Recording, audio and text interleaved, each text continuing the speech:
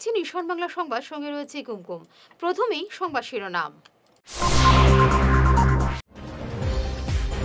মুখ্যমন্ত্রীকে সঙ্গে নিয়ে রাজ্যসভা নির্বাচনের মনোনয়ন জমা দিলেন মিশন রামেশ্বর।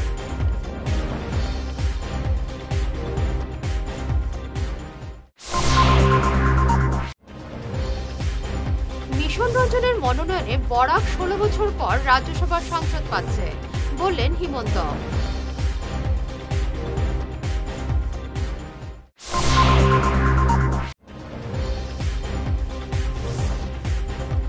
কাল মুখ্যমন্ত্রীর শপথ, আজ বেহাল রাস্তার সংস্কারে ক্ষোভ জনমনে, তীব্র সমালোচনা সুস্মিতার।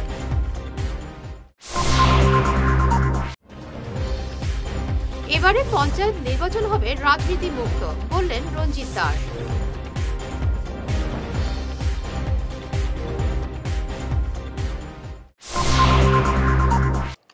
শুরু করছে বিস্তারিত ঈশান বাংলা সংবাদ। কাল মুখ্যমন্ত্রী হিমন্ত বিশ্ব শর্মা শিলচর আসছেন। তিনি বরজালেঙ্গাতে একটি সরকারি ডিগ্রি কলেজের ভূমি পূজা করবেন। এরপর তিনি লক্ষ্মীপুরে এক অনুষ্ঠানে যোগ দেবেন। আর এর ঠিক আগেই শুরু হয়েছে বেহাল রাস্তার গর্ত ভর্তি করার কাজ। এ নিয়ে তীব্র ক্ষোভ দেখা দিয়েছে জনমানবে।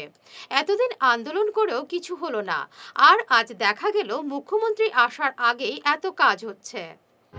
আজকে সকালে যখন তারা কাজটা স্টার্ট করছে এখানে এমবি স্কুলের ঠিক সামনে, তখন আমরা সব বাইতারা কতজন মিলিয়ে আমরা গ্রামের সব মিলিয়া প্রোটেস্ট করা হয়েছে যে এখানে এগুলা যে স্যান্ড দিয়া প্লাস মাটি 99% এগুলো মাটি আর কিছুটা পার্সেন্ট পাথর আছে। এটা তো একদিন পরে আজকের রাত্রে যাইব, বৃষ্টি হইব, কালকে সেম গাতা প্লাস এগুলা যেটা যে দেওয়া পুরা একদম গাতা হয়ে যাব। তখন তারা দেখানি হয়েছে, দেখুন মানে কতটা অ্যাক্সিডেন্ট হয় ডেইলি আমরা সামনে, যেগুলা রেজিস্টার্ড হয় না যেগুলা। হ্যাঁ, মানে আমরা উঠাইয়া দেই বাইক, স্কুটি, সাইকেল, আমরা সামনে হয় এগুলো আমরা কইলাম যে দেখুন চাই এট এ টাইম। আজকে সকালে যখন 11টা সাড়ে 11টার সময় কাজ চলে, তখন আমরা কইছি যে দেখুন আপনার সামনে একটা অ্যাক্সিডেন্ট, ও দেখুন তারা দেখাইছি কিন্তু। হ্যাঁ, যে দেখুন এটা তার সামনে তখন হয়েছে অ্যাক্সিডেন্টটা, ওটা আমরা দেখাই দিছি। ওটাই যে কইতে চাইমু যে এইগুলো যে কাজ যেটা চলে পার্মানেন্টলি কোনো একটা সলিউশন দেওয়ার লাগে আমরা। এই কাজটা ওর পিপালাই কাজটা ওর এই যে কাজটা ওর শুনলাম যে আগামী 24 তারিখ হিমন্ত বিশ্ব শর্মা স্যার আইতরা, কালকে আইতরা, এটার লাগিয়া বলে কাজটা ওর অতদিন গত এক সপ্তাহ 10 দিন থেকিয়া এই কাজটা হইল না কেন। হ্যাঁ, আজকে অতদিন আমরা যে লোকাল পাবলিক 3 মাস থেকে যে আমরা হ্যারাসমেন্টটা হইয়ার যে, হ্যাঁ স্কুটি লইয়া বাইরে হইলে তো আর চলার কোনো ক্ষমতা নাই, চৌকে মুখে লাল হইয়া একদম অবস্থা খারাপ হয়ে যায়। ওরকম সাইকেল আর ওই পচারি আরও বেজান যার আর একদম বড় বড় চাকালা টায়ারওয়ালা গাড়ি যার একমাত্র তারা সেফলি হ্যাঁ, আমরার তো ফরচুনার বা আমরার বড় গাড়ি কিছু নাই, আমরা স্কুটি বা সাইকেল লইয়া বাইরে ইরাম, টু হুইলার লইয়া বাইরে ইরাম, তখন কিতা ওর আমরা অসুবিধাটা আমরাও ভুক্তভোগী হইয়া। মিশন রঞ্জন দাসের মনোনয়নের ফলে 16 বছর পর বরাক উপত্যকা থেকে একজন সাংসদ পেতে যাচ্ছে, এই মন্তব্য করেন মুখ্যমন্ত্রী হিমন্ত বিশ্ব শর্মা। তিনি বলেন, মিশন রঞ্জন 1991 সালে বিধানসভায় জয়লাভ করেছিলেন। তিনি বিধানসভায় বিজেপি দলপতির ভূমিকাও পালন করেছিলেন। কয়েক দশক থেকে বিজেপি করছেন, তাই তাকে তিনি শুভেচ্ছা জানাচ্ছেন। দুই প্রার্থী বিনা প্রতিদ্বন্দ্বিতায় জয়লাভ করবেন বলে তিনি মন্তব্য করেন। শিলচরের রাস্তার দুরবস্থা নিয়ে ক্ষোভ প্রকাশ করে মুখ্যমন্ত্রী আসার আগে কেন রাস্তা সারাইয়ের কাজ হচ্ছে, এই প্রশ্ন তুলে প্রশাসনের তীব্র সমালোচনা করেন সাংসদ সুস্মিতা দেব। তিনি মুখ্যমন্ত্রীর কড়া সমালোচনা করেন। বিগত অনেক মাস থেকে শিলচর শহরের এবং গ্রাম অঞ্চলের জনসাধারণ রাস্তাঘাটের যে বেহাল অবস্থা সেটা নিয়ে আন্দোলন করছে। আজকে হসপিটাল রোডে আমরা দেখেছি আন্দোলন হয়েছে, বিভিন্ন জায়গায় হয়েছে, কিন্তু আজ পর্যন্ত প্রশাসন, PWD department, national highway, state গভর্নমেন্টের বা NHIDCL আমরা দেখতে পেরেছি যে বিভিন্ন রাস্তায় যে গর্ত হচ্ছে সেটা ওরা এখন পর্যন্ত রিপেয়ারিং করেনি। কালকে শিলচরে আসামের মুখ্যমন্ত্রী আসছেন, উনি বরজালেঙ্গা যাবেন বা অন্য কোনোখানে উনি মিটিং করতে যাবেন। আমি প্রশাসনকে একটা অনুরোধ করছি যে এখন দেখলাম যে মধুরা পয়েন্ট থেকে যখন রংপুরের দিকে আমরা আসি কিছু গর্ত ঠিক করা হচ্ছে, মাটি ফেলা হচ্ছে। আমি জেলা প্রশাসনকে এনএইচকে, NHIDCLকে আর PWD ডিপার্টমেন্টকে বলতে চাই যে ক্যাপিটাল পয়েন্ট থেকে আজকে সেন্ট্রাল রোড থেকে হসপিটাল রোড থেকে রাঙ্গিরখাড়ি, আউলিয়া বাজার পর্যন্ত যে রুটে আসামের মুখ্যমন্ত্রী যাবেন, এটা রাত্রে আপনারা রিপেয়ারিং করবেন না, আমার অনুরোধ থাকলো। কারণ এত মাস থেকে মানুষ বলছে এটা রিপেয়ারিং করা, ডিপার্টমেন্ট করলো না। মুখ্যমন্ত্রীর আগমনের জন্যে এটা রিপেয়ার করবেন না। আমি চাই আসামের মুখ্যমন্ত্রী এই রাস্তা দিয়ে গাড়ি দিয়ে, ওনার তো 50টা মতো গাড়ি থাকে, ওই গাড়িগুলো দিয়ে বুঝবে যে শিলচর শহরের মানুষ কী অবস্থায় আছে রাস্তাঘাটের ব্যাপারে। এই অনুরোধটা আমি আবার বলছি, স্টেট গভর্নমেন্ট, PWD এবং NHIDCLকে করছি, রাত্রে এইগুলো রাস্তা আপনারা রিপেয়ার করবেন না, মুখ্যমন্ত্রীকে এই রাস্তা দিয়ে যেতে দিন। ডিসেম্বরে পঞ্চায়েত নির্বাচন অনুষ্ঠিত হবে। এবারে পঞ্চায়েত নির্বাচন হবে রাজনীতি মুক্ত। আজ শিলচর বিজেপি অফিসে এক সাংবাদিক সম্মেলনে এই মন্তব্য করেন রাজ্যের পঞ্চায়েত এবং গ্রামোন্নয়ন মন্ত্রী রঞ্জিত দাস। তিনি বলেন, এবারের নির্বাচন রাজনৈতিক দলগুলির প্রতীক চিহ্ন থাকবে না, তাই এই নির্বাচন রাজনীতি মুক্ত থাকবে। উইদিন 30 আগস্টের ভিতৰত পঞ্চায়েত রিঅর্গানাইজ করবে। আর পঞ্চায়েত রিঅর্গানাইজ করার পিছত 7 সেপ্টেম্বরের ভিতৰত ব্লক রিঅর্গানাইজ হব। এটা উইদিন দ্য কনস্টিটুয়েন্সি ব্লক থাকিব বা উইদিন দ্য কনস্টিটুয়েন্সি পঞ্চায়েত থাকিব। আগতে কি আছিলে, এটা পঞ্চায়েতৰ এটা পাৰ্ট বেলেগত আছিলে, এটা ব্লকৰ এটা পাৰ্ট আছিলে অন্য সমষ্টিত। বদৰপুৰ হেন ঠাইত আছিলে কি তিনিটা ব্লকৰ তেওঁলোকৰ সংযুক্ত এলেকা আছিলে। এতিয়া উইদিন দ্য ব্লক হ'ব। নাম্বাৰ অফ ব্লক আমাৰ নাবাঢ়ে, নাম্বাৰ অফ পঞ্চায়েতটো নাবাঢ়ে, এজ ইট ইজ থাকিব। আৰু সেইকাৰণে আমি এটা ফৰ্মুলা দিছোঁ যে যিহেতু 2001 চনৰ আধাৰত ডিলিমিশ্যন হৈছিলে আমাৰ বিধানসভা, সেইকাৰণে আমি পঞ্চায়তৰ ক্ষেত্ৰত আমি কৈছোঁ যে বেছ ইয়াৰটো হ'ব লাগে 2001 চন হ'ব লাগে। আৰু 2001 চনৰ চেঞ্চাছ ভিলেজৰ আধাৰত কাছাৰত যিমান পপুলেশ্যন থাকিব divided by the number of panchayat. যদি ধৰক 60টা যদি পঞ্চায়ত আছে, ইয়াতে যদি 6 লাখ যদি হয়, যদি 6 লাখটোক ডিভাইড কৰিব 60ৰে ডিভাইড কৰিব, আৰু তেনেকৈ পপুলেশ্যনটো ভগাই লোৱাৰ কথা আমি। আৰু এইটো কৰাৰ পিছত 7 ছেপ্টেম্বৰত ব্লক ৰিঅৰ্গানাইজ হ'ব। তাৰপিছত 7ৰ পৰা 17 তাৰিখলৈ কাৰোবাৰ যদি ক্লেইম এণ্ড অবজেকশ্যন থাকে এইবাৰ নিষ্পত্তি কৰা হ'ব। আৰু 18 তাৰিখে আমাৰ নটিফিকেশ্যন ওলাব। আৰু ওলোৱাৰ পিছত আমি ষ্টেট ইলেকশ্যন কমিশ্যনক আমি জমা দিম। আমি আশা ৰাখিছোঁ ডিচেম্বৰৰ প্ৰথম ফৰ্টনাইটৰ ভিতৰত নিৰ্বাচনটো অনুষ্ঠিত কৰাৰ কাৰণে আমি সিদ্ধান্ত লৈছোঁ। আৰু এইবাৰ নিৰ্বাচনটো এটা ভাল নিৰ্বাচন হ'বলৈ গৈ আছে, যে ৰাজনীতি মুক্ত, চিম্বল নাথাকে, পলিটিক্স মুক্ত পঞ্চায়ত গঠন কৰাৰ কাৰণে গৈ আছোঁ। কাৰণ যিহেতু পঞ্চায়তৰ গ্ৰাম্য লেভেলৰ কাম কৰাৰ ক্ষেত্ৰত যদি পাৰ্টিবাজি হয়, তেতিয়াহ'লে কি হয়, বহুত মানুহ ডিপ্ৰাইভ হয়, বহু অঞ্চল ডিপ্ৰাইভ হয়। সেইকাৰণে পলিটিক্স ফ্ৰী পঞ্চায়ত কৰাৰ কাৰণে আমি গৈ আছোঁ, যাৰ কাৰণে ৱাৰ্ড কমিশ্যনাৰ তাতে এমব্লেম নাথাকিব। আৰু যিহেতু তেওঁলোকে সিলেক্ট কৰিব। মুখ্যমন্ত্রী হিমন্ত বিশ্ব শর্মা সহ অন্যান্যদের সঙ্গে নিয়ে রাজ্যসভা নির্বাচনের জন্য আজ মনোনয়ন জমা দিলেন বিজেপির মিশন রঞ্জন দাস এবং রামেশ্বর তেলী। অন্যান্যদের মধ্যে সঙ্গে ছিলেন কেন্দ্রীয় মন্ত্রী সর্বানন্দ সোনোয়াল, প্রদেশ বিজেপি সভাপতি ভবেশ কলিতা, মন্ত্রী অতুল বরা সহ অন্যান্যরা। মনোনয়ন দাখিল করার পরই দুই দলীয় প্রার্থীকে আগাম জয়ের শুভেচ্ছা জানালেন মুখ্যমন্ত্রী সহ অন্যান্যরা। কলকাতার আরজিকর কাণ্ডের প্রতিবাদে আজ শালচাপড়ার নিজ জয়নগরে এসএসজির মহিলারা এক মিছিল বের করেন। ঘটনায় জড়িতদের গ্রেফতার করে কঠোর শাস্তি দেওয়ার পাশাপাশি মহিলাদের সুরক্ষায় আওয়াজ তুলেন প্রতিবাদী মহিলারা।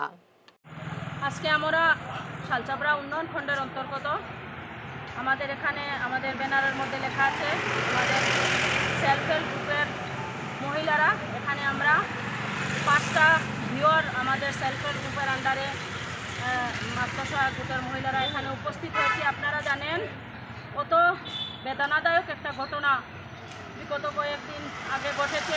আমাদের মতো বোন মৌমিতা দেবনাথ আরজিকর মেডিকেল হসপিটালের চিকিৎসক এত জঘন্যভাবে র্যাপ করা হয়েছে, ধর্ষণ করা হয়েছে, এটা চিন্তা করা যায় না।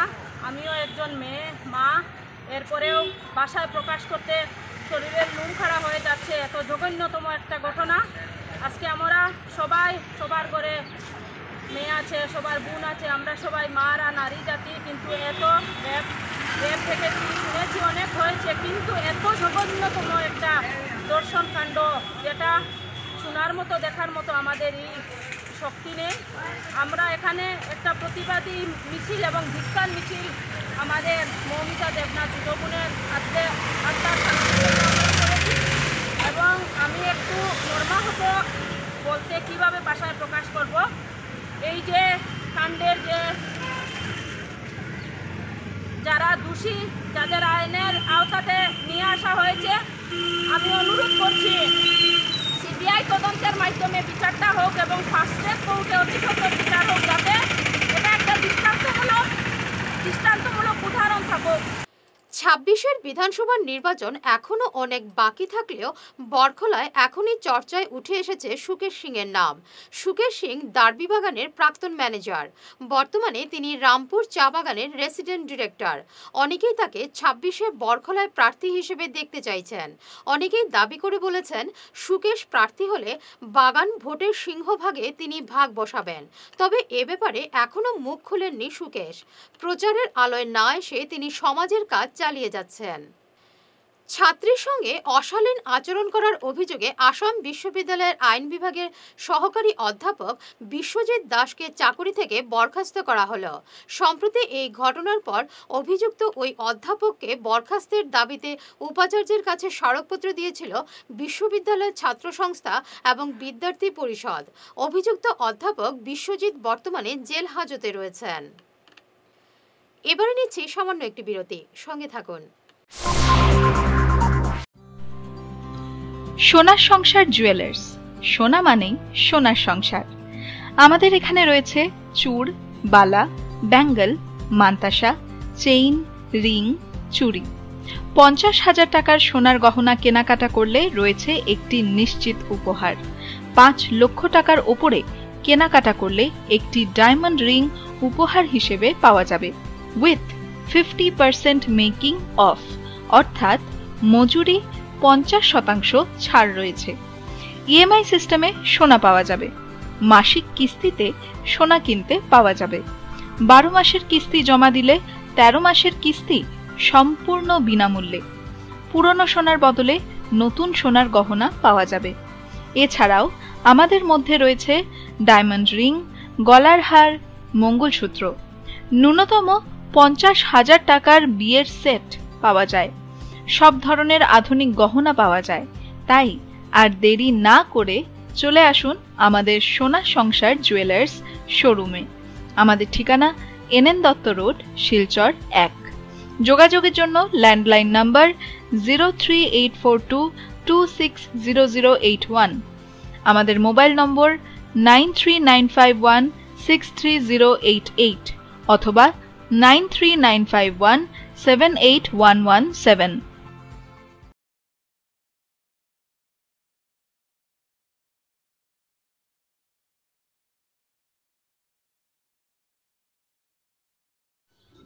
এনার্জি হিলিং সেন্টারে আসুন।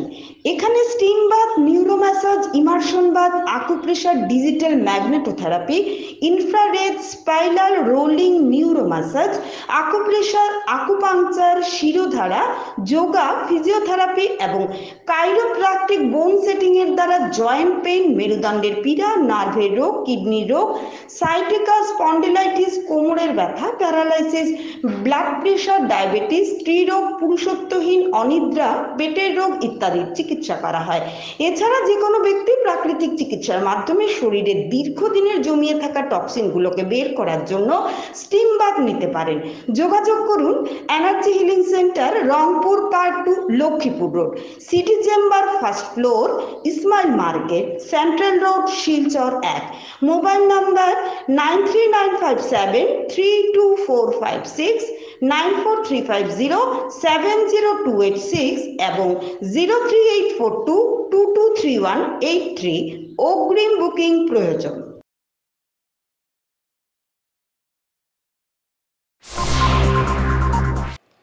ফিরে এলাম বিরতির পর। ভজন্তিপুর জিপির জায়ফরপুর দাসপাড়া গ্রামের জনগণ সহ স্কুলের ছাত্রছাত্রী বিগত কয়েক মাস থেকে কর্দমাক্ত রাস্তার জন্য ভুগছেন। কাছাড় জেলার শিলচর শহর থেকে প্রায় 5 কিলোমিটার দূরে ভজন্তিপুর জিপির জায়ফরপুর দাসপাড়া গ্রামে প্রায় 50 থেকেও অধিক পরিবার বসবাস করছেন।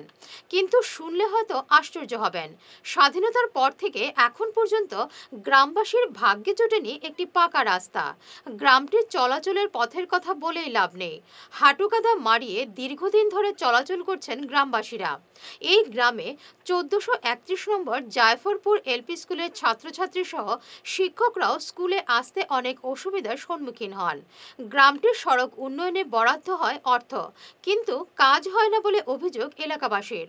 হাঁটুকাদা মারিয়ে রাস্তার পরে কয়েকজনের হাত পাও ভেঙেছে। ওই এলাকায় কোনো অ্যাম্বুলেন্স বা কোনো যানবাহন ঢুকতে না পারায় সংকটজনক রোগীকে কাঁধে এবং পিঠে করে নিয়ে যেতে হয়। বিগত কয়েক মাস আগে গ্রামটির প্রবেশপথের শ্যামল দাসের বাড়ি থেকে কে বা কাহারা গ্রামবাসীদেরকে না জানিয়ে কয়েক গাড়ি আঠালি মাটির রাস্তার উপর ফেলে রাস্তার কাজ আরম্ভ করেন। গ্রামবাসীরা জিজ্ঞেস করলে ঠিকাদার বলেন এটা সরকারি কাজ। গ্রামবাসীর অভিযোগ, বিনা সাইনবোর্ড লাগিয়ে তারা কাজ আরম্ভ করেন এবং কয়েক গাড়ি কাদামাটি ফেলে চলে যান, যার ফলে গ্রামবাসীরা নানা সমস্যায় পড়েছেন। তারা জেলা প্রশাসন এবং মুখ্যমন্ত্রী হিমন্ত বিশ্ব শর্মার কাছে আবেদন করেন যে শ্যামল দাসের বাড়ি থেকে সঞ্জিত দাসের বাড়ি পর্যন্ত প্রায় 1 কিলোমিটার রাস্তার কাজ অতি সত্বর করার জন্য। না হলে তারা বৃহত্তর গণতান্ত্রিক আন্দোলনের হুমকি দেন। গ্রামবাসীদের পক্ষে উপস্থিত ছিলেন দেবু দাস, যতীন্দ্রমোহন দাস, মান্না দাস, তিথি দাস, ছায়ারানী দাস, শিকু চৌধুরী প্রমুখ। রাস্তা নিয়ে দুর্নীতি চলবে না, অতি সত্ত্বের ভিতরে আমাদের রাস্তার অসম্পূর্ণ কাজ সম্পূর্ণ করতে হবে। আমাদের দাবি মানতে হবে। আমাদের সমস্যা হলো আমরা জায়ফরপুর দাসপাড়া গ্রামের জনগণ, সর্বস্তরের জনগণ, আর আমাদের গ্রামের মধ্য দিয়া ইএনডির বাঁধ একটি রাস্তা। এই রাস্তাটা কিছুদিন কয়েক মাস আগে কে বা কারা কন্ট্রাক্টরও আমরা চিনতে পারি নাই, কিন্তু তিনি কাজ আরম্ভ করেছেন এবং কাজ সম্পূর্ণ করতে পারেন নাই। আমরা তখন বলছি যে এই অসময়ে কাজ করে আমাদের দুর্ভাগ্য সীমা থাকবে না, কিন্তু তিনি আমাদের কথার উপর কোনো কর্ণপাত না করে কিছু আটালি মাটি দিয়া আর কাজ বন্ধ করে চলে গেছেন। এখন আমাদের অবস্থা অত্যন্ত চলাফেরার অবস্থা অত্যন্ত শোচনীয় হয়ে দাঁড়াচ্ছে। পার্শ্ববর্তী আমাদের গ্রামে একটি 1431 নম্বর জায়ফরপুর এলপি স্কুল আছে। সেই স্কুলে শিক্ষকগণ এই শ্যামল দাসের বাড়িতে ওনাদের স্কুটি, অটো রিক্সা রাখিয়া এবং পায়ের চপ্পল তার বাড়িতে রাখিয়া অতি কষ্টে স্কুলে গিয়া প্রবেশ করেন এবং কচিকাচার ছেলেমেয়েরা রীতিমতো স্কুলে অ্যাটেন্ড নিতে পারছে না। আপনারা দেখেন এই রাস্তার অবস্থা অত্যন্ত চরম বিপর্যয় হয়ে দাঁড়িয়েছে। জানাতে চাই যে আমাদের শিলচরের মাননীয় দীপায়ন চক্রবর্তী মহাশয়কে, আমরা অ্যাকচুয়ালি শিলচরের খুব কিনারের, শিলচর থেকে প্রায় 5 কিলোমিটার ভিতরে আর কি আমরা জায়ফরপুর গ্রামটা, বৈজয়ন্তীপুর জিপির জায়ফরপুর 60 ব্যাটালিয়নের কিনারে।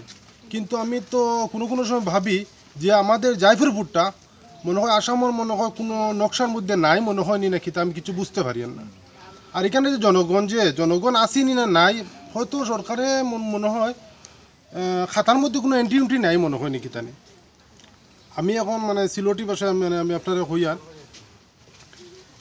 ওটাও মানে আমি দুঃখ দীর্ঘ মোটামুটি কয়েক মাস 3-4 মাস আগে এমন কাজ শুরু হয়েছে, যদি কন্ট্রাক্টর ভালো করিয়া আমরা গ্রামবাসীরা তো এদিকে চলবো, কন্ট্রাক্টর তো চলতো না, এই রাস্তার উপরে কন্ট্রাক্টর বা যারা কাজ করে তারা তো চলতো না, গ্রামের সাধারণ জনসাধারণ আমরা চলবো।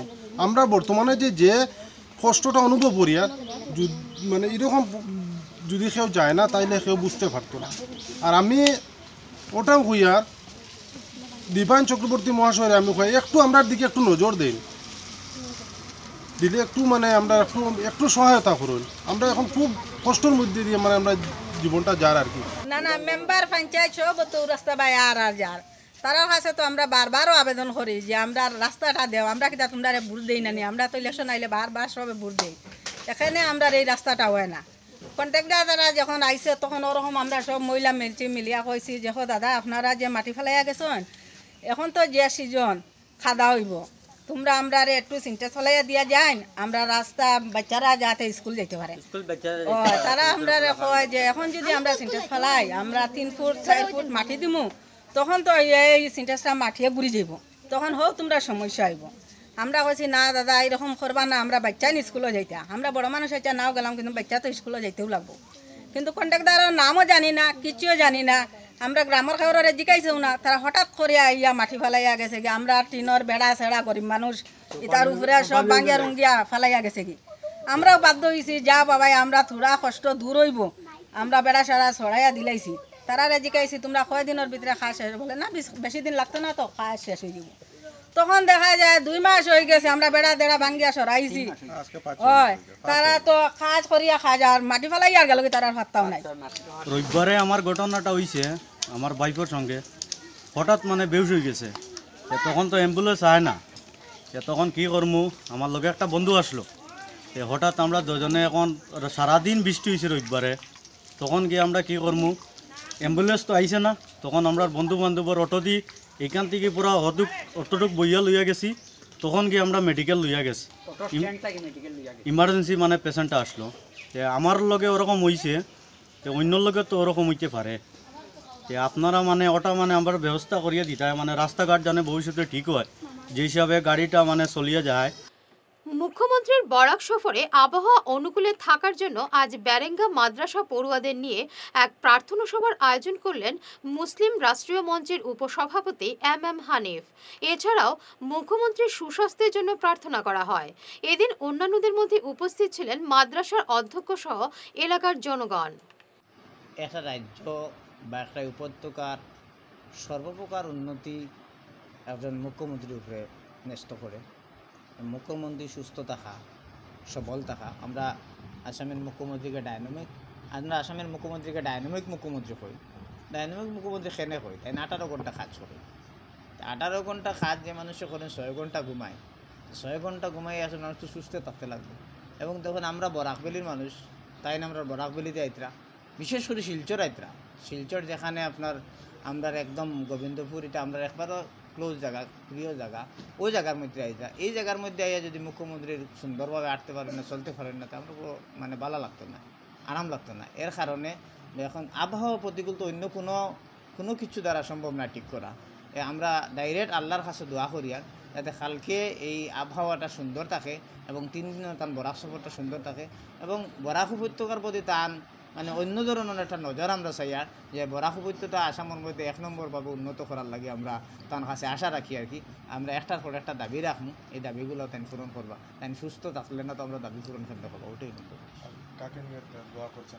আজকে এখানে হইলো বেরেঙ্গা মদিনাতুল উলুম মাদ্রাসার কমিটি, ছাত্র এবং শিক্ষকবৃন্দ এবং এলাকার মুরব্বী বা আমার রাষ্ট্রীয় মুসলিম মঞ্চের আরও সদস্যবৃন্দ আমরা এখানে মানে মোনাজাতের এই প্রোগ্রামটা করছি। রেশন কার্ড থেকে বাদ পড়া পরিবারের সদস্যদের নাম শীঘ্রই অন্তর্ভুক্ত করা হবে, এ ব্যাপারে জেলা শাসকদের নির্দেশ দেওয়া হয়েছে। অপারেটরদের ভুলের জন্য রেশন কার্ড থেকে বহু পরিবারের সদস্যদের নাম বাতিল হয়েছে, বিষয়টি সরকারের নজরেও এসেছে। আজ শিলচরে এমনই জানান বিভাগীয় মন্ত্রী রঞ্জিত দাস। মন্ত্রী বলেন, রাজ্যে 40 লক্ষ ভুয়ো রেশন কার্ড চিহ্নিত করা হয়েছে, এখন পর্যন্ত 50 লক্ষ কার্ড বাতিল করা হয়েছে। যে পৰ্যালোচনা কৰাত দেখিছোঁ যে যেতিয়া আমি ৰেচন কাৰ্ড যেতিয়া দিলোঁ নতুনকৈ, তেতিয়া আমাৰ যিবোৰ ডাটা এণ্ট্ৰি অপাৰেটৰ আছে, ডাটা এণ্ট্ৰি অপাৰেটৰসকলে কি কৰিলে যে যিহেতু আমি 20 টকাকৈ আমি মানে পাৰ কাৰ্ড দিছিলোঁ, যে যিসকলে মানে নাম লিখিব, বহুত ডাটা এণ্ট্ৰি অপাৰেটৰে কি কৰিলে যে কাৰোবাৰ যদি পৰিয়ালত যদি 5জন বা 6জন মানুহ আছে, এখন ৰেচন কাৰ্ডত তেওঁলোকে কি কৰিলে 2টাকৈ নাম দিলে। আর 2টাকৈ নাম দিয়াৰ পিছত 4টা নাম কি হৈ গ'ল তাতে এড হোৱা নাই। এনেকুৱাকৈ ভালে সংখ্যক ৰেচন কাৰ্ড আমাৰ বৰাক ভেলীত আছে, সমগ্ৰ অসমতে আছে, বৰাক ভেলীতো আছে। এতিয়া এই 3খন জিলাৰ মই আয়ুক্তসকলক নিৰ্দেশ দিছোঁ যে এতিয়াও যিসকল পৰিয়ালৰ নাম এড হ'বলগীয়া আছে সেই সময়ত কিবা ভুলক্ৰমে হওক বা ডাটা এণ্ট্ৰি অপাৰেটৰবিলাকে হয়তো তেওঁলোকে নাম সোমোৱা নাই। এতিয়া আমি স্পেচিয়েল কেম্পিং এটা হাতত লৈছোঁ। এখন নতুন ফৰ্ম এখন বনোৱা হ'ব। নতুন ফৰ্মখন আমাৰ পঞ্চায়তৰ ছেক্ৰেটাৰীৰ জৰিয়তে আৰু মিউনিচিপালিটিৰ কমিশ্যনাৰ জৰিয়তে, এক্সিকিউটিভ অফিচাৰৰ জৰিয়তে আমি এবাৰ আকৌ মানুহক আমি জনাম যে যাৰ নাম এতিয়া এড কৰিবলগীয়া আছে সেইসমূহৰ আমি তালিকা বিচাৰিছোঁ, যাতে আগন্তুক দিনত আমাৰ যি 6 লাখ আমাৰ হাতত যিটো আছে বা 8 লাখ হাতত আছে, তাৰে পৰা আমি যাতে দিব পাৰোঁ। তাৰমানে ডাটা এডৰ এটা আমার লিস্ট এটা ওলাব। তরতাজা এক যুবককে প্রকাশ্যে খুন করল অপর এক মদ্যপ যুবক। ঘাতকের নাম বিদ্যা গোয়ালা। মঙ্গলবার রাতে ঘটনাটি সংঘটিত হয়েছে পশ্চিম কাঠিগড়ার মহাদেবপুর জিপির 3 নম্বর ওয়ার্ডের তালকর গ্রান্টে। মৃত যুবকের নাম শ্যামল গোয়ালা। ঘাতক বিদ্যা গোয়ালা মদ্যপ অবস্থায় এলাকায় হাল্লা চিৎকার শুরু করলে শ্যামল তাকে বাধা দেন। এতে বিপত্তি ঘটে। প্রথমে দুজনের মধ্যে বাকবিতণ্ডা হয়। একসময় বিদ্যা গোয়ালা শাবল নিয়ে শ্যামলের উপর চড়াও হয়। গ্রামবাসী স্থানীয় হাসপাতালে নিয়ে গেলে চিকিৎসক মৃত বলে ঘোষণা করেন। এদিকে রাতেই কুশিয়ারকুল বাজার থেকে ঘাতক বিদ্যা গোয়ালাকে আটক করে পুলিশে সমঝে দেন স্থানীয়রা। মদ খাইয়া আকাল করে, আমরা তো জানি না যে ডেলি নিয়ে আকাল করে। একটা মা বোন আছে, আজকে কি হয়েছে ওটা কও। ওটা ওটাও মানে মারতে গেছে। ও মানে যে ডেলি যে গাল দেয়, ও কইছে যে এটা সবের বইন আছে, এটা ডেলি দিন মাতিও না। কি দিয়া হামলা করছে? হ্যাঁ, হামলা কিতা দিয়া করছে? ডাল দিয়া করছে। দা দিয়া করছে। আচ্ছা, ওই যে মানুষটা করছে এই মানুষটাও তোমাদের বাগানের মানুষ নেই? ওই যে মারা গেছেন তার নাম কিতা? হ্যাঁ, আপনার নাম কিতা? হ্যাঁ, আপনার বাড়ি কই? কিতা হয়েছে কোনছেন একটু? আজকে কিতা খবর পাইয়া আপনারা আইলা? কে বেটার নাম কিতা? বিদ্যা গোয়ালা। ডেইলি গাল দেয়। তারপরে আজকে কিতা হয়েছে?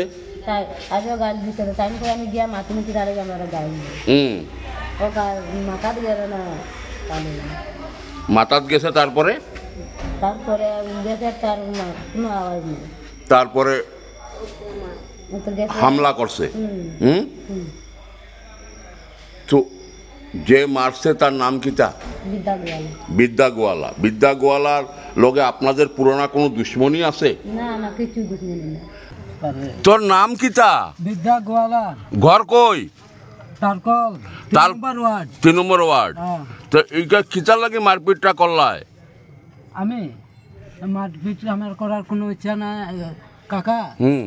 তুই হাল্লা করছিস, তোকে আজকে একবার মারবো, তোকে মোরাইয়ে দিব। মানে ওইরকম মানে হাল্লা করলে তুই মারি দিবে? নাই, হাল্লা আমি কি করেছি, আমাকে মারে মোরাই দিবে। বাস, ঠিক আছে। বিদ্যা গোয়ালা আমারে মারি পলাই দিব। ঠিক আছে। ধলাইয়ে বিজেপি টিকিটের দাবি জানালেন হেমন্ত দাস। তিনি ইতিমধ্যে প্রদেশ এবং জেলা সভাপতির কাছে দাবি জানিয়েছেন। 1991 সাল থেকে বিজেপির সঙ্গে যুক্ত, বহু সাংগঠনিক দায়িত্ব পালন করেছেন। 1985 সাল থেকে রাষ্ট্রীয় স্বয়ংসেবক সংঘের সঙ্গেও আছেন। হেমন্ত জানান তিনি দলের একজন অনুগত সৈনিক হিসেবে টিকিট চেয়েছেন। তার আশা দল তার এই প্রত্যাশা পূরণ করবে। আমি ধলাই বিধানসভা চক্রের দুয়ারবন গ্রামে বাসিন্দা। আসন্ন উপনির্বাচনে বিজেপির প্রার্থিত্ব চেয়ে পার্টির কাছে আবেদন করেছি। আমি 1991 থেকে বিজেপির অ্যাক্টিভ মেম্বার। 1984 থেকে সংঘ পরিবার সঙ্গে যুক্ত এবং সঙ্গের শিক্ষাবর্গ দিয়েছি। বিগত 10 বছর সংঘের একায়াম একাল অভিযানে আমি সম্পাদক হয়ে কাজ করেছি। আরও অন্যান্য এনজিওর সঙ্গেও ওতপ্রোতভাবে জড়িত। তাই আপনাদের চ্যানেলের মাধ্যমে আমার আহ্বান, নির্বাচক মণ্ডলী যাতে আমার বিষয়ে চিন্তা করেন এবং সুবিচার করেন। শিলচর আসাম বিশ্ববিদ্যালয়ের ছাত্রীর সঙ্গে অশ্লীল আচরণ করে গ্রেফতার এক অটো চালক। ধৃতের নাম বদরুজ্জামান লস্কর, তার বাড়ি ফকিরটিলায়। বিশ্ববিদ্যালয়ের ছাত্র সংসদের প্রতিনিধিরা গতকাল এই অটো চালককে আটক করে পুলিশে সমঝে দেন। গত সোমবার সন্ধ্যার পর বিশ্ববিদ্যালয়ের গেটের সামনে থেকে এক ছাত্রী নিজের ভাড়া ঘর আইরংবাড়ায় যাওয়ার পথে ঘটনাটি সংঘটিত হয়েছে। ছাত্রীর সঙ্গে অশালীন আচরণ করতে থাকে ওই অটো চালক। তখন ওই ছাত্রী সবকিছু সহ্য করে ঘরে ফিরে এলেও বিষয়টি পরে ছাত্র সংসদকে জানান। পরে গতকাল ওই চালককে আটক করেন ছাত্র সংসদের প্রতিনিধিরা। নমস্কার, আমাদের কাল একটি খুব দুর্ভাগ্যজনক ঘটনা ঘটে আমাদের একটি বোনের সাথে। আমরা জানি এই সময়ে অলরেডি পুরো ইন্ডিয়াতে আছে কিভাবে নারী নির্যাতনের বিরুদ্ধে আওয়াজ উঠছে, কিন্তু তার মধ্যেই আমরাও সেদিন দুদিন আগেই এত বড় একটা র্যালি করি রাত্রেবেলা। তারপরেও কালকে রাখির দিনে আমরা সবাই রাখির প্রোগ্রামে যখন ব্যস্ত ছিলাম, আমাদের একটি বোন, সে মূলত ওয়েস্ট বেঙ্গলের, সে যখন আমাদের ইউনিভার্সিটি থেকে বেরিয়ে যাচ্ছিল আইরংমারার বাজারের দিকে, সামনে থেকে একটি অটোতে সে উঠে, সেই অটোওয়ালা ওকে বলে যে পিছন দিকে মাল আছে, সামনে বসার জন্য অল্প জায়গা, সামনে বসে যাওয়ার জন্য। সে চিন্তা না করতে হবে ঠিক আছে, এখানে নর্মাল অটোওয়ালা এভাবে নেয় অনেক সময়, সামনে বসে সে যেতে লাগছিল। তারপর বাজার ক্রস করে ওকে যখন সেখানে সে নামায়, তার তখন দেখা যায় সে টাকা দিতে যাচ্ছে। সে অলরেডি অনেক কিছু এদিকের কথাবার্তা বলছিল বিভিন্ন রকম। সে টাকা দেবে, দেখা যাচ্ছে সে তার চেন খুলে প্যান্টের প্রাইভেট পার্ট দেখানো স্টার্ট করেছে। এমন একটা অবস্থায়, এমন সমস্যায় পড়ে ও ভয়ে সেই মেয়েটি কিছু করতে না পারে, সঙ্গে সঙ্গে সে দৌড়ে সেখান থেকে পালিয়ে যায়। আমাদেরকে প্রায় 15-20 মিনিট পরে, 20 মিনিট পরে যখন আমরা জানি, আমরা সব দিকে নাড়াচাড়া দিতে স্টার্ট করি, কিন্তু আমরা কালকে ওকে ধরতে পারিনি। আমরা পুলিশ প্রশাসনকে কালকেই এফআইআর জানিয়েছি, কালকে দিয়েছি, কিন্তু পুলিশ প্রশাসন 24 ঘন্টার মধ্যে ওকে ধরতে পারেনি।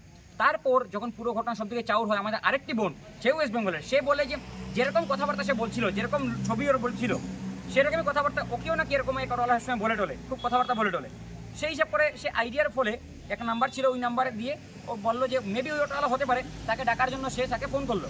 তখন তৎক্ষণাৎ সেই ফোন শুনে সে মেডিকেল থেকে অটোওয়ালাটা ছিল, সে আবার আসলো। এবং ঠাকুরের ভাগ্য এতটুকু, আজকে আমার বোনের সঙ্গে ঠাকুর ছিল, তাই সেই যখন অটোওয়ালা আসলো, আমরা তৎক্ষণাৎ ধরা পড়লো। আমাদের ওই বোনটি জাস্ট ওকে দেখে করলো যে ওই অটোওয়ালা সেই অটোওয়ালা। ধরা পড়ার সঙ্গে সঙ্গে আজ পুলিশ 24 ঘন্টার মধ্যে ধরতে পারেনি। আমরা এর উপর কাজ করে আমরা 24 ঘন্টার মধ্যে আমাদের ছাত্র সংসদে হোক, আমাদের বাকি যত ভাই বোন আমাদের স্টুডেন্টরা আছে, বড় ভাইরা আছে এই ডিপার্টমেন্টের, এবং অন্যান্য আমাদের বোনরা আছে বিভিন্ন হোস্টেলের, সবাই মিলে এই জিনিসটা কাজ করে একত্রে ওকে আমরা ধরে আজকে তাকে এখান থেকে ধরে আমরা পুলিশ প্রশাসনের কাছে নিকট ওকে দিয়েছি। কিন্তু তারপরে আমাদের একটাই দাবি, কেন প্রত্যেকবার একটার পর একটা ঘটনা হতে থাকে। বাংলাদেশে হিন্দু নির্যাতনের বিরুদ্ধে আজ এক বিশাল প্রতিবাদী মিছিল বের করে গুমরা বিবেক বাহিনী। স্থানীয় রূপসী বাড়ি থেকে প্রায় 2000 পুরুষ মহিলার মিছিল জাতীয় সড়ক হয়ে গুমরা বাজার পরিক্রমা করে কান্দিগ্রাম পর্যন্ত পৌঁছে ফের রূপসী বাড়ি ফিরে আসে। এদিনের মিছিলে ক্র্যাক পার্ক এবং কালাইন চা বাগানেরও বহু চা শ্রমিক পুরুষ মহিলা অংশ নেন। বক্তব্য রাখেন কালাইনের বিশিষ্ট নাগরিক নিত্যগোপাল দাস, দিগরখাল সমাজ উন্নয়ন সংস্থার সভাপতি সুব্রত চক্রবর্তী প্রমুখ। আমরা দেশটা কেন ছেড়ে এসেছি, কিসের জন্য? নিজের ভিটে মাটি, পাকা দালান বিল্ডিং, সুন্দর রাস্তা। আজকে আমরা অনেক জায়গায় দেখি যে রাস্তা নেই, আমরা আন্দোলন করব, আমরা এখানে নেই, এই দলের সাথে নেই, অমুকের সাথে নেই, আমাদের রাস্তা হয়নি, এই হয়নি, করাপশন করে চুরি করে খেয়ে নিয়েছে। এগুলা হয় না যে না, কিন্তু আমরা সর্বপ্রথম আমাদের চিন্তা করতে হবে, যদি সনাতন ধর্মের লোক থাকে তাহলে এই দেশে গণতন্ত্র থাকবে, হিন্দু মুসলিম ভাই সে কথাটাও বলতে পারবেন। যদি হিন্দুরা বেঁচে থাকে, হিন্দুরা যদি সংখ্যায় বেশি থাকে, তখনই আপনারা হিন্দু মুসলিমের যে সমন্বয় সেই জিনিসটা দেখাতে পারবেন। আমাদের একজন ভগবানও পাবেন না যে অস্ত্র ছাড়া। ভগবান শ্রীকৃষ্ণের কাছে দেখবেন সুদর্শন চক্র আছে, উনাকে যখন যারা গুপির মতো ব্যবহার করবে তাদেরকে উনি বাঁশি বাজিয়ে গান শোনান, যারা কংসের মতো ব্যবহার করবে তাদেরকে সুদর্শন চক্র চালাতে হবে। ভগবান শ্রীরামের কাছে যারা সবরীর মতো আসবে, ভগবান রাম ওনার জুটা ফলও খাবে। আর যারা রাবণের মতো আসবে, তীর ধনুক দিয়ে তাকে হত্যা করা হবে। মা কাছে অনেক পৃথিবীর মধ্যে একটা জাতি আছে, সেটাকে আমরা গর্বের সহিত বলতে পারি যে ওরা অরিজিনালি শক্তিশালী জাতি, সেটা হলো ইহুদি। মাত্র 87 লক্ষ ইহুদি 6টা ইসলামিক দেশের মাঝখানে ওরা বেঁচে আছে, যুদ্ধ করে বেঁচে আছে। 54টা মুসলিম দেশের সাথে একা লড়াই করতে 87 লক্ষ লোক, ক্লাস 6 ছেলে মেয়েরা ট্যাঙ্ক চালাতে জানে, যুদ্ধ চালাতে। বাংলাদেশের ছাত্র আন্দোলনে তাদের যে জিহাদি উদ্দেশ্যটা হচ্ছে যে বাংলাদেশ থেকে হিন্দুদেরকে বিতাড়িত করা, আর সেই ছাত্র আন্দোলন নাম করে সেখানে হিন্দুদের অত্যাচার করা হচ্ছে, যাতে সেই বাংলাদেশ থেকে হিন্দুরা বিতাড়িত হয়ে যান। বন্ধুগণ, আমি বলবো আমরা জায়গায় জায়গায় সমস্ত ভারতবর্ষের বিভিন্ন জায়গায় আজকে হিন্দু সনাতনীরা আমরা প্রতিবাদ করছি, আন্দোলন করছি, কিন্তু সেইভাবে আন্দোলন করলে হবে না। আজকে যারা আমরা সনাতনীরা রয়েছি, আমরা অনেক ধৈর্য ধরেছি, আমরা তাদেরকে সঠিক জবাব দিতে হবে, সক্ষম জবাব দিতে হবে। আমাদের রক্তে সেই প্রতিবাদ রাখতে হবে। আমরা মনে রাখতে হবে যে আমরা সনাতনী যারা রয়েছি, আমরা শুধু আন্দোলন করতে জানি, আমরা প্রতিবাদ করতে রাজিও প্রতিশোধ নিতে পারি। সেই চিন্তাটা আমাদের মনে রাখতে হবে যে শুধু আন্দোলনের নাম করে আন্দোলন করলে হবে না। আমরা যাতে সনাতনী হিন্দুরা রয়েছি, আমরা সেখানে প্রতিশোধ নিতে হবে। কারণ আমি জালালপুর সভায় এবং কানাল সভায় সে কথা বলেছিলাম যে আমরা এভাবে প্রতিবাদ করি এবং আমরা আমাদের মাননীয় প্রধানমন্ত্রী, আমাদের ভারত সরকারকে আমরা সেটাও বলতে পারি, আমরা এখান থেকে আবেদন করছি যে বাংলাদেশে যারা সনাতনী হিন্দুরা রয়েছে, সেখানে যারা হিন্দুদের মঠ মন্দির রয়েছে, সেদের রক্ষা করার দায়িত্ব নিতে হবে, সেটা প্রতিশ্রুতি দিতে হবে সেখানকার সরকারের সঙ্গে আলোচনা করে। আর যদি আমরা দেখি যে আমরা সনাতনীরা রয়েছি, যে এখানে এখনো সেই বাংলাদেশে হিন্দু সনাতনীর উপর আক্রমণ হচ্ছে, সেখানে মা বোনদের উপরে অত্যাচার করা হচ্ছে, আমাদের মঠ মন্দির ভাঙচুর করা হচ্ছে, আমরা এখানে বসে থাকলে হবে না। আমরা মনে রাখতে হবে যে বাংলাদেশে যারা সনাতনী ভাইরা রয়েছেন, যারা হিন্দুরা রয়েছেন, তারাও আমার মা, তারাও আমার বোন, তারাও আমার ভাই। তাদেরকে যারা অত্যাচার করছেন, আমরা প্রয়োজনে সেই সীমান্ত অতিক্রম করে আমরা সেখানে এটা প্রতিশোধ দিতে হবে। মনে রাখতে হবে আমরা প্রতিশোধ চাই, কারণ আমরা এখানে যারা রয়েছি, আমরা যারা প্রতিবাদে অংশগ্রহণ করেছি, আমাদের অনেক আত্মীয়স্বজন রয়েছে এবং তাদের আজকে অত্যাচার করা হচ্ছে। সেই যারা অত্যাচার করছেন, আপনারা লক্ষ্য করেছেন সোশ্যাল মিডিয়ার মাধ্যমে যে সমাজের মায়েরা বুরকা পরিধান করেন, সেই সমাজের শিক্ষিত ছাত্ররা মায়েদের কাপড় নিয়ে মুক্ত আকাশে ঘুরে বেড়াচ্ছেন। আমরা প্রশ্ন করি তাদের সেটা কিসের আন্দোলন, তাদের কিসের ছাত্র আন্দোলন না হিন্দুদের অত্যাচারের আন্দোলন? সেদিকে যদি তখন বর্তমান সরকার, আমাদের ভারতের সরকার সেই প্রতিশ্রুতি হবে, বাংলাদেশ সরকারের সঙ্গে আলোচনা করে আমাদের হিন্দু মঠ মন্দিরকে রক্ষা করতে হবে। শেষ করার আগে বিশেষ ঈশান বাংলা সংবাদ আরো একবার। মুখ্যমন্ত্রীকে সঙ্গে নিয়ে রাজ্যসভার নির্বাচনের মনোনয়ন জমা দিলেন মিশন রামেশ্বর।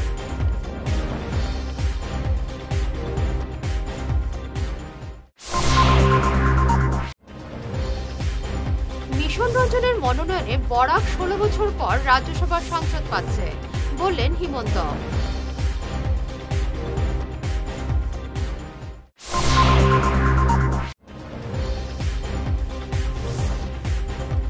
কাল মুখ্যমন্ত্রীর সফর, আজ বেহাল রাস্তার সংস্কারে ক্ষোভ জনমনে, তীব্র সমালোচনা সুস্মিতার।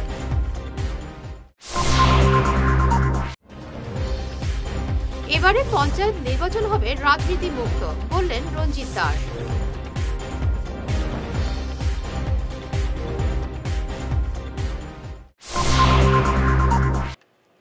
এখনকার মতো ঈশান বাংলা সংবাদ এ পর্যন্তই। নমস্কার।